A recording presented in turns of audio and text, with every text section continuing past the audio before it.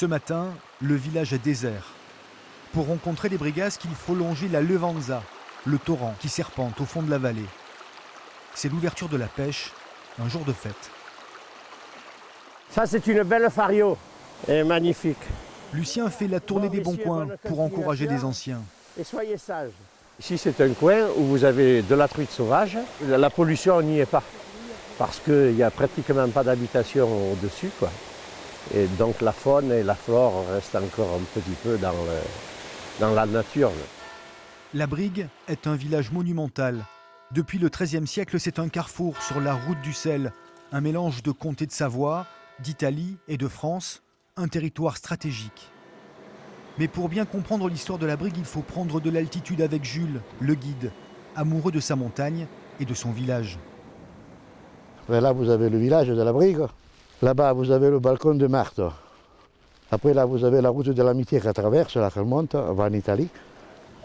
Moi, je ne pourrais pas vivre en ville. Il y aurait trop de stress en bas. Qu'ici, on est cool, quoi. De son histoire chahutée, de ses changements de maître répétés, les Brigasques ont cultivé une singularité, une identité propre que l'on retrouve dans leur langue et dans leur cuisine. Marisette, brigasque de longue lignée, dévoile son héritage culinaire. C'est pas très compliqué. Une spécialité de pâtes façonnée d'un coup de pouce, les soudjeli. En fait, c'est parce que ça ressemble à un seau royal. Et donc, en Brigasque, le seau, c'est soudjeli. Un délice servi avec une daube et en entrée, l'autre spécialité, la tourte brigasque. Vous avez le plat typique brigasque avec donc la tantifoulouse. C'est une tourte à base de pommes de terre, de poireaux et de courges. Il est midi. Les pêcheurs du matin se retrouvent au clos, le club de boules.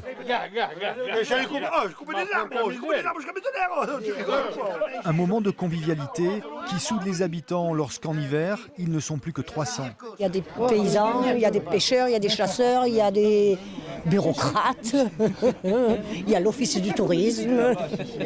Et on se retrouve vraiment tous comme ça, c'est sympa, quoi. Jules va en cuisine. Il a préparé une de ses spécialités. Ah, ça, c'est les tripes à la piémontaise.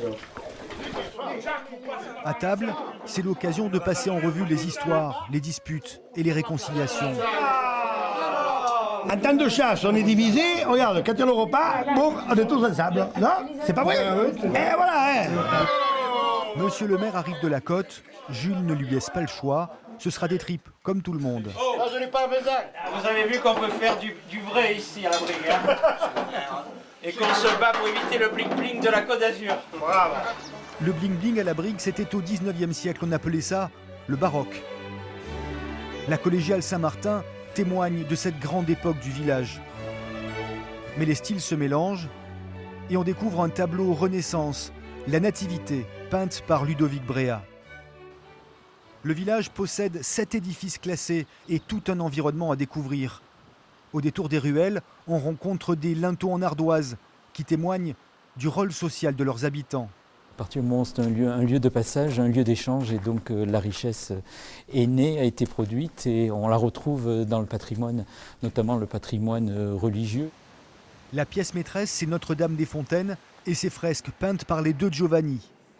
Balaison pour la sérénité et Canavesio pour la violence.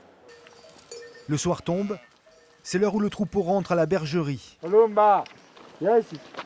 Ici, même les brebis sont brigasques, une race à part, avec son nez brusqué. Pour Pascal le berger, élever son troupeau à l'ancienne, c'est militer pour une autre façon de faire et de consommer. Il y a une brèche qui est ouverte quand même.